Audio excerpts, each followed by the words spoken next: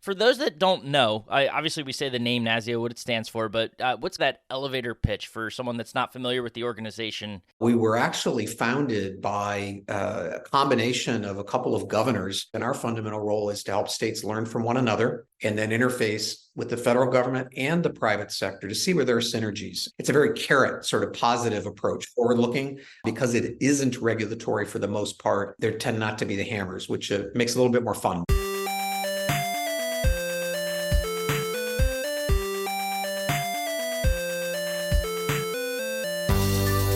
Welcome into the Independent Thinking Podcast. This is your host, Rob Stott. We're following up on a series of conversations we've had recently with Frank Sandtner here of Nationwide Marketing Group about the Inflation Reduction Act and the rebate program for energy efficient products for some consumers that is folded into that Inflation Reduction Act. And specifically today, we're talking to the National Association of State Energy Officials, NASEO, as it's known shortly, an organization that has played a pretty large role in helping to set the policies at the state level for this particular piece of legislation. And also an organization that, we come to know through Frank for his work getting independent retailers to have a voice at the table of these conversations as the program's being set up and rolled out, both at a federal level and, at the state level through these energy offices. So interesting opportunity and an important one, I think, to be able to sit down with David Terry, the president of NASEO, to understand their role, in the Inflation Reduction Act and more broadly too, in sort of how they work with independent retailers and other, members of their state and local communities to implement these types of programs and work with independent retailers and just see how they approach, things from their perspective. And it's an interesting conversation because, like we've learned through talking to Frank, there's so much to explore from state to state. And that, sounds like a commercial to go visit, all 50 states here. But in all honesty, it's true that, when you think about a program being set up like the Inflation Reduction Act at the federal level, there's a lot that needs to be considered. And, it's why the state energy offices play such an important role in this, because states are so different from one corner of the country to the other, everything from climate to just, how they're set up to all sorts of different factors that need to be considered that make it difficult to have a, one size fits all type program. And we dive into that and so much more with David, and really an interesting conversation, and, one that, I think is important, and our members here, our audience can learn from for sure. So let's dive into it. This is David Terry of NASEO here on the Independent Thinking Podcast.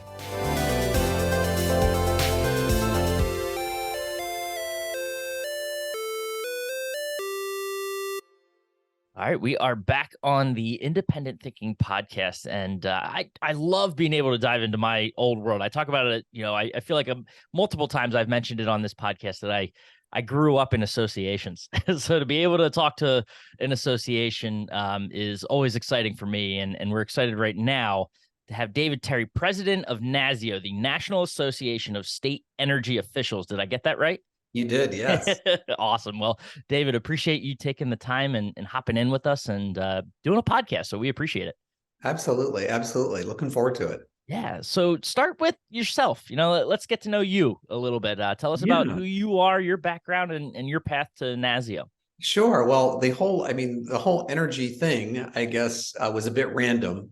It literally happened randomly because I applied for the position I didn't know I was applying for. I had reversed the letters of a consulting firm that was doing energy consulting. I thought I was doing something else, and at any rate, I was really enamored with it, and ended up after that. I had a short stint at the National Academy of Sciences in a research assistant position, and then on to supporting a couple of energy commercialization activities that were around state and federal energy policy and programs in commercializing clean energy technologies and so forth. And really was taken with the state role in that, the state policy role in particular, and got to know some of the state energy offices. And long story short, started working at NASEO many years ago, and was a program staffer specialized in a couple areas: buildings, Yep. efficiency technologies, appliances, et cetera. Initially, broadened from there. I left for about 7 years and did some advocacy and lobbying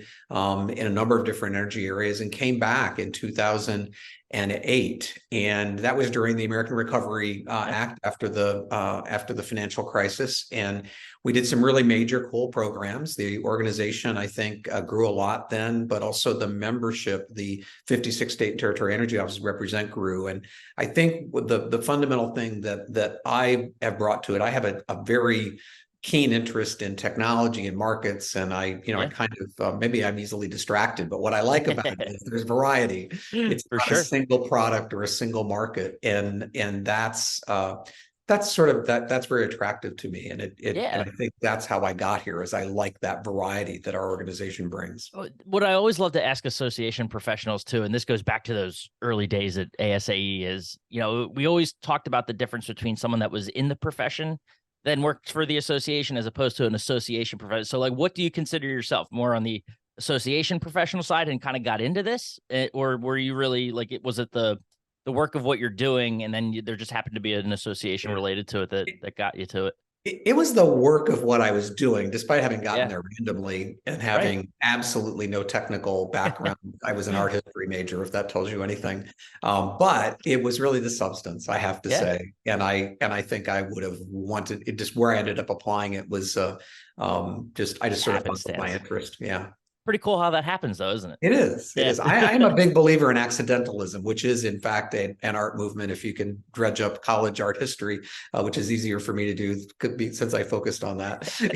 That's all. Well, see there, it comes into play even so. So that's awesome. Well, for those that don't know, obviously we say the name NASEO, what it stands for, but what's kind of that elevator pitch for someone that's not familiar with the organization? How would you kind of explain the work that you do, your members, and that sort of stuff? It's a good question, because I think even among people who work in the energy space and even at the state level, they often don't know there are 56 state and territory energy offices around the country. That includes the 50 states, 5 territories, and District of Columbia. We were actually founded by a combination of a couple of governors in 1986 that were at the National Governors Association and felt they really needed a focal place for their energy offices. And so it was really very organic how it came together, created by the states. We distinguish ourselves in that we are generally not in the regulatory space. At the state level, there are utility regulators, which most people are familiar with in the energy space. That is not our membership. That's a different association. We represent typically the governor-appointed energy director or energy policy lead at the state level that runs those programs and policy development activities across the energy spectrum. And that differs in every state a great deal. I always say, if you've met one state, you've met one state, and that's again that variety piece that I like. But they cover, and we cover as a result, everything from say advanced nuclear power and transmission distribution planning, energy emergency response, building energy efficiency, building codes, transportation, and more recently transportation electrification as an example, manufacturing efficiency, a whole range of things. And we have standing committees around each of those areas. And our fundamental role is to help states learn from one another and then interface with the federal government and the private sector to see where there are synergies and where we can work together. It's a very carrot, sort of positive Yeah. approach, forward-looking, because it isn't regulatory for the most part. There tend not to be the hammers, which makes it a little bit more fun, maybe. Yeah. Well, you mentioned the 50 states you've met one. It's kind of a little bit of foreshadowing, but before we get to that, how, and this is sort of the not familiar with the space, asking the question for someone that might not know. You think about all those state offices coming together. It sounds, obviously not regulatory. So how do you interact, or do you interact at all with like DOE and what they do, or how's it different? Yeah, very, very, very different. So a couple of things. One, virtually all of our members respond to governors. That's their boss, essentially. So they're thinking, governors are concerned about life, health, safety, economic development, jobs, the kinds of things that governors are elected for. So our members, from an energy lens, are thinking many of those same things. Mm-hmm. And they want to inform their legislature, their governor, and the policies they develop that have real impact on the ground. Where the Department of Energy and the federal aspect of that goes, and I would extend that to some of the other agencies, USDA, the Sure. Agriculture Department, EPA, et cetera. But with DOE particularly, they're a large research engine. So innovation comes from many of the things they fund in the national laboratories. Yep. Many of the states, universities, and companies are either accessing, utilizing, or working on those technologies as well. So that's one aspect. The department also has a large amount of work in different areas of energy, transmission related studies, analysis, decisions, independent energy analysis of every type and every market, and also programs that flow from Congress, which typically the states are rolling up and advocating for, and DOE manage. So there's a multiple interfaces with DOE. So it is literally a partnership, generally pretty positive partnership, but in almost every program area at the Department of Energy across the department, where the states are either working on programs with them or they're moving ahead in a space where they need their support in some way. Gotcha. So it's neat to see that there still is, that crossover and how they kind of work together, right? And so that kind of is a nice segue too, because that, this Inflation Reduction Act that we've heard so much about, we've had a couple of podcasts and conversations, and I know Mr. Frank Sandtner here at Nationwide Marketing Group has been kind of the key cog in us understanding what's going on with this Inflation Reduction Act. So we have the table set on our side. We know sort of what the impact is or will be for retailers eventually, specifically independent retailers, and kind of where he's been keeping his eye. What has NASEO been doing? What's sort of your role in this, if you will, or kind of set up what are the important aspects of the program that you're looking at and how they impact what you do on a day-to-day basis? Sure, I think there are several key roles. One is whether the Inflation Reduction Act or other federal bills for that matter, we're a bipartisan group. Our role is to make sure that we're reflecting what the states want. Oftentimes, and the Inflation Reduction Act is an example, when dollars are going to flow, in general, we think the states will do a better job of managing that than managing it from one place. No offense to the nation's capital, of course, but to federal government. We think the state governments are closer to the people, closer to companies, closer to businesses, and they can roll out those programs better. So we engage with Congress to help make sure that to the degree we can, that there's flexibility in the programs that come, and that the state energy offices have a role in making those happen. So as it applies to the rebate programs, we were very much at the table with that. As they came to the Department of Energy, we immediately, when we saw passage was going to happen, we put together a task force, a residential energy efficiency and beneficial electrification task force made up of virtually every state. It was chaired by 5 states from different geographies across the country, different political backgrounds, et cetera, to come up with a set of recommendations about how those would be implemented.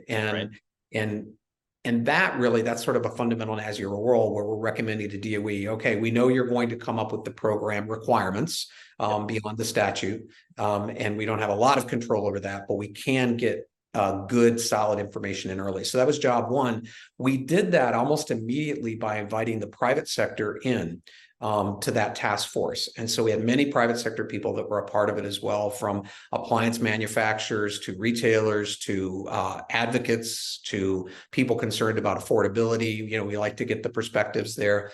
Came up with those recommendations, and that sort of recommendations to DOE piece is ongoing, but that's a fundamental stream. The second really big piece is it goes back to that every state's a little different. Well, it's not just that the state's different, or for the sake of being different housing stock, different climate zones, different number of, say, trained work professionals in different areas. So they have different needs, et cetera, different demographics, age, economics, minority populations, et cetera. So every state has a different set of needs. And so we try to work individually and with groups of states to find out what they have in common. What are the things they're encountering to try and deliver those programs well? So then it becomes more about working with the states to develop recommendations for their own programs. So not for DOE, but a lot of that is informal peer-to-peer, but nevertheless, there's that piece. The last piece is really maybe a blending of those two, but there's sort of this both in the statute that Congress provided, but also I think just a sense among the people that work in this energy area. They want to do public good, whether that's for developing somebody's economy or whether it's helping low and moderate income folks. Both of these programs have a strong low and moderate income. In the case of the high efficiency electrification rebates, those are all low income recipients that will be eligible. And they want to do well. They want to do well with the taxpayers' money. They want to do well by their governors. And how do we resolve like really tricky implementation pieces of making sure we target people fairly so people have access, making sure that it gets installed well so that particularly a low-income homeowner that may not have either time or ability to do something about an install that doesn't go well, which does happen, doesn't mean the installer is bad. It just means sometimes things don't go well. How do you resolve those kinds of things? And I think there's a public-private partnership to that becomes a bigger emphasis. So, your organization included, it's like, how do we work with you? You all want to have a good outcome for your customer. We want to have a good outcome. So then how do we do that in implementation? And I think, we're creeping into that space now in a way that I think is really important. And so that's sort of the third way that we help. And it's, the states really do the work. We're helping around the edges and trying to get the tough things out of the way. I kind of, I almost feel like it's a silly follow-up, but it's sort of the first thing that comes to mind. And when you talk about the differences between states, because there are so like, you look at sitting out here outside of Philadelphia, as opposed to, a state office in Reno, an energy office in Reno, very different. So I'm curious what those conversations are like. And, obviously as we've been talking with Frank and clearly finding out from you, things are very different from state to state. So when you kind of come up, and I know they'll have their own sort of flexibility in how they approach a program like this, right, from state to state. But, when you try to have those conversations and you see them sort of come together and create these recommendations that might be able to apply, across the country, like what do those conversations look like? I have to imagine they're incredibly interesting to see just how they interact with one another. They are. And I think what's really, I don't know, maybe it's not surprising. I don't know. But what's amazing is how collegial they are. You hear a lot more of phrases like, I didn't think of that, than you do, what the heck are you doing? I mean, it's a really positive environment. And I'm glad it is. I would never want that to be different. But as a couple of examples, I think that show this. So there's a lot of interest in the Biden administration and a number of the states across the country in air source heat pumps, as an example. And great technology improvements that have been made there in the last 8 or 10 years, that it makes a lot of sense a lot of places, not everywhere, but a lot of sense a lot of places. And one of the things that the very cold climate states, if you think about extreme northern Maine and Minnesota and so forth, there are places where it is still challenging, possible, but we have to think about energy efficiency in particular first, building insulation, envelope insulation. Is it a remote area where a backup fuel of some kind is pretty essential? We are talking life and health when it's 30 below zero. Yeah. That's a really different discussion, because a lot of the housing stock in those particular examples don't necessarily have central ducted forced air systems. They may have radiators, steam heat, any number of things. And I think when some of the guidance that the Department of Energy was putting out in this area made an assumption that it was the kind of house that they had wherever they live nearby. That's just not the case. So you go through those wow moments of didn't consider that. And I think those conversations are interesting. The other ones that are interesting is some states have laws on the books that don't allow for incentivizing fuel switching. So if you had electric water heaters, you don't get incentivized to a gas. If you had gas, you don't get incentivized to electric. There are a bunch of reasons for that. But the bottom line is the energy offices have to live with that. So they need to look for solutions that both help that homeowner or resident, but if it's in a multifamily building, lower their bill, deliver more efficiency, make good use of the taxpayer funds, follow the rules in their state, and follow the rules of the program. And you know, it is. If you enjoy a puzzle, it's a great conversation. If you don't enjoy a puzzle, probably not. But I enjoy a puzzle, so it's fun. It is just interesting how glass half full it generally is. So these are all our parameters. How do we do this? and they're very pragmatic about it. They want to be able to, whether it's literally or once removed, they want to be able to look their governor or their constituent in the eye and say, this is why we did this. We think we had a good outcome. Here's the evidence of it. We've been very careful. They want to show something. Not to belabor it, because it was such a good question, really. But the other thing that state energy offices are thinking a lot about, and it's not easy with these two programs, but if you're in the low and moderate income energy efficiency or electrification space, what have you, it isn't as though those households have money to go out and do this again or do what wasn't done rebate. Right. And so in that sense, it's not sustainable. On the other hand, the states want to see some market transformation, and how do they make it somewhat sustainable? So building envelope and insulation becomes important from that perspective. How does what they do in this market maybe train the contractor workforce that is needed, because so many new people are needed in that space?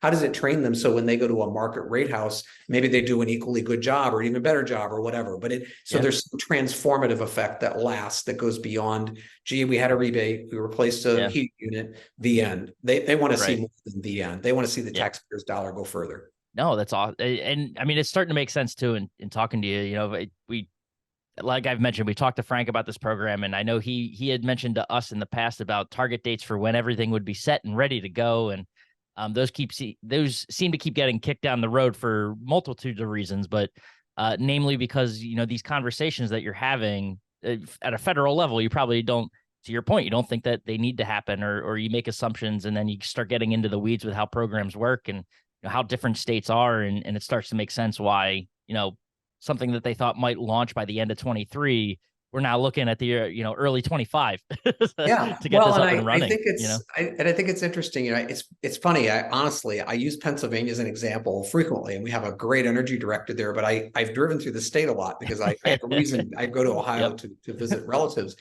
And if you think about the housing stock in Johnstown, a lot of detached homes, not all, but a lot of detached homes, in a lot of need there in some parts of that community. And then you think about Philadelphia, where you may have more multifamily, completely different needs. And then maybe, you know, the Scranton area is yet different again. And then downstate further. It's just, you look at that and you go, wow, how do I serve all of that in a way? And you can probably do that in almost any state, but it is telling. And I think it's challenging. One of the other things I always try to convey on when we're talking about these is the Department of Energy's guidance documents, which people refer to. They are not guidance. They are requirements. Why they are called guidance, I have no idea, because they're not speed suggestions, they are speed limits. Right. And so the speed and clarity of that speed limit has a great deal to do with how quickly these will move.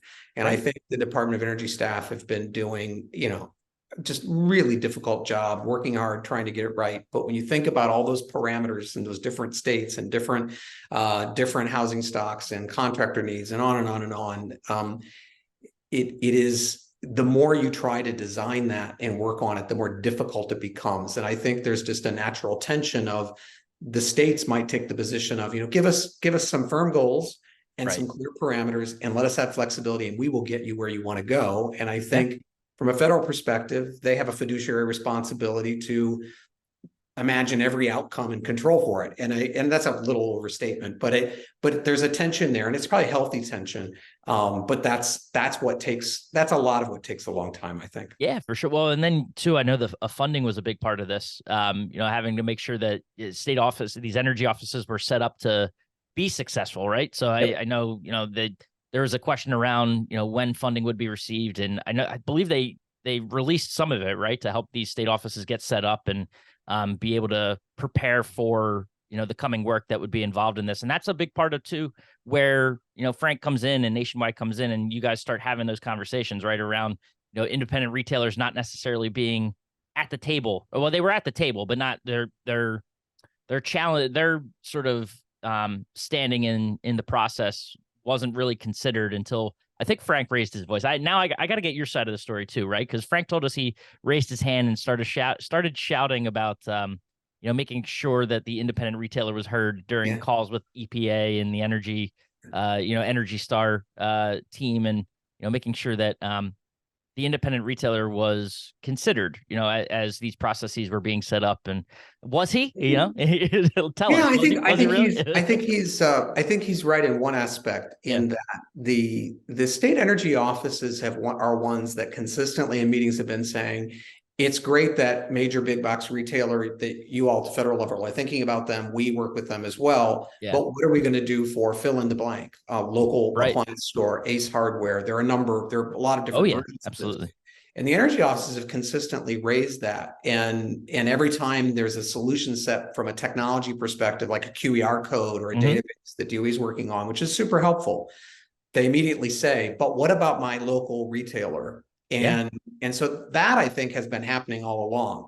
The two interesting things that hadn't been happening, I think, and where Frank's additions, I think, have been super helpful.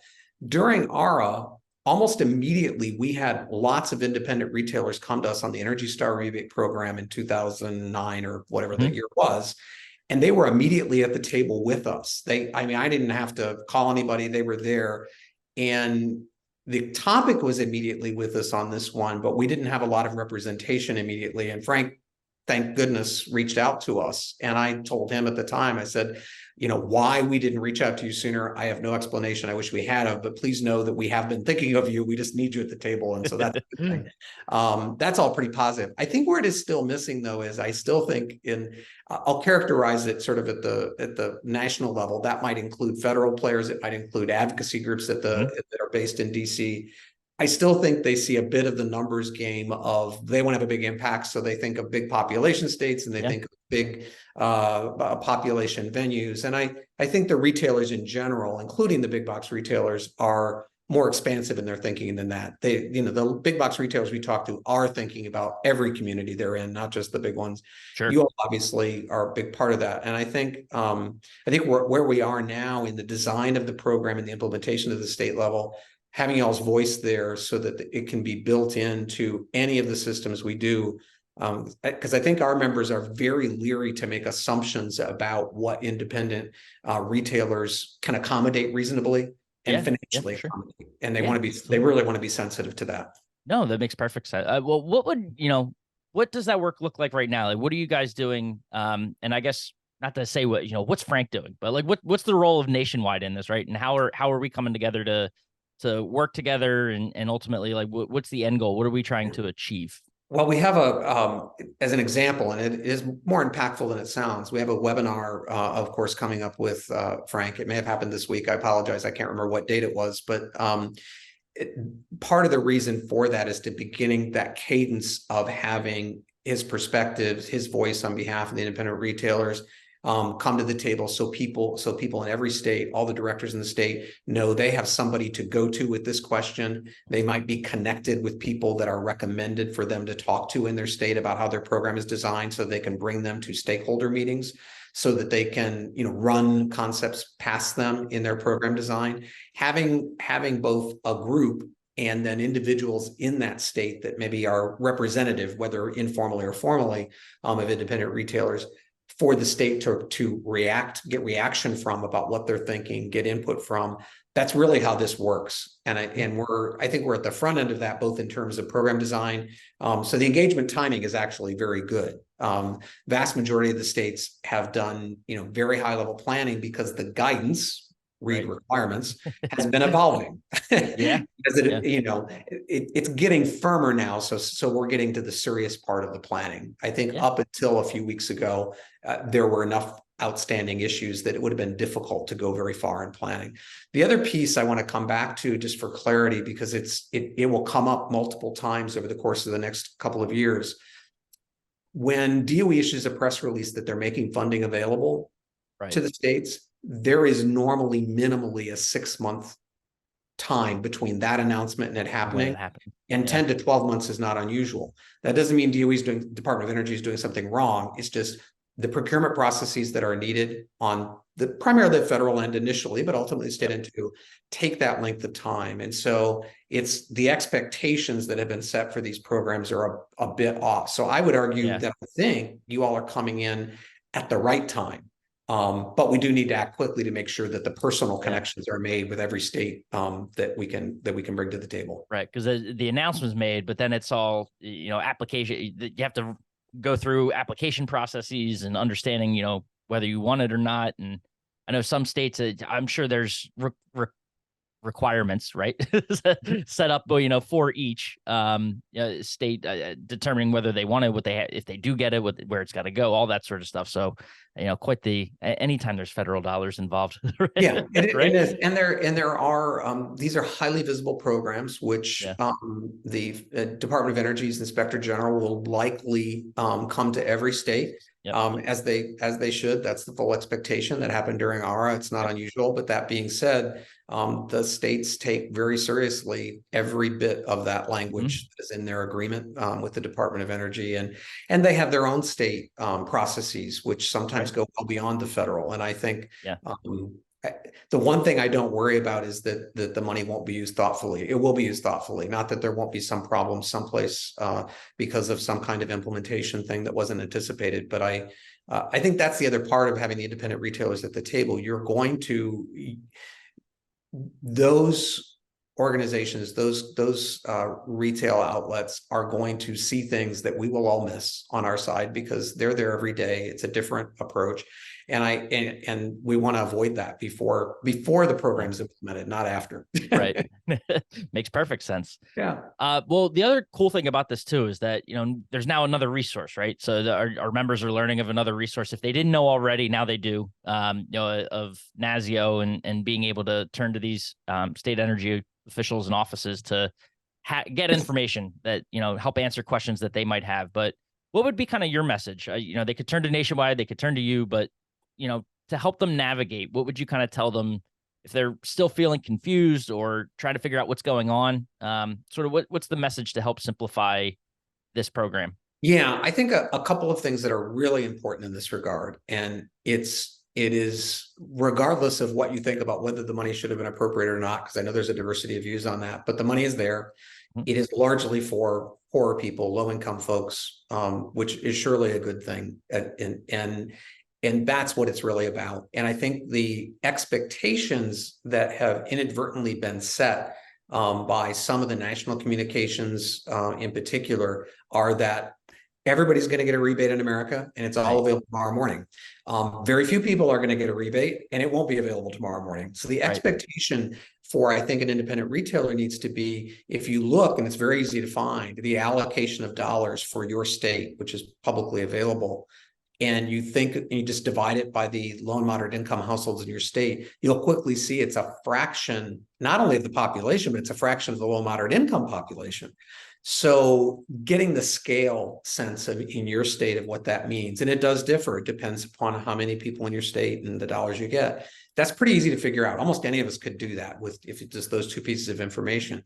So that expectation setting is important. The second piece is to reach out to your energy office if you're interested in engaging. You can certainly get that the office information from us. That's a great way to do it. But maybe an even better idea is to get familiar with the program. There's a lot of information online. Our website has, I think, pretty simple, straightforward information that you can find. And as you look at it and you have questions, think about what those questions are from the retailer perspective. Have you thought about XYZ? How are you approaching this? And feel free to bring those back to us, whether it's through Frank and the group or whether it's independently. That's what we do, and we are happy to do it. I know that it is a lot more fun than a lot of other things I do, so it is welcome. No, that's awesome, and it's again neat to see that. We know Frank's been carrying the load for this organization and doing what he's been doing on behalf of independent retailers within this program. But cool to see that he's got support and building partnerships throughout the industry, and another, like I said, another resource for our retailers to turn to. So we appreciate it. And kind of like the tip of the iceberg of a conversation we could have around this. But David, we appreciate the time and a lot of fun catching up and learning about what NASEO is all about, right? And diving into this program. So we appreciate it. Thank you.